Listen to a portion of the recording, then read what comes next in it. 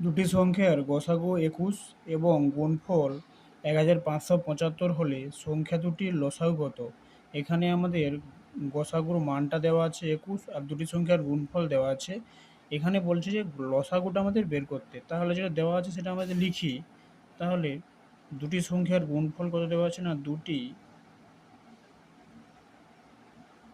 দুটি সংখ্যার গুণফল সমান ১৫৭৫। আর গসাগু কত দেওয়া আছে না গসাগু সমান ২১ বলা আছে। এবার আমাদের লসাগু বের করতে হবে। তাহলে আমরা জানি একটা সূত্র থাকে, যে এই সূত্রটা মনে রাখলে এই অঙ্কগুলো হয়ে যায়। আমরা জানি লসাগু গুণিত গসাগু সমান দুটি সংখ্যার গুণফল।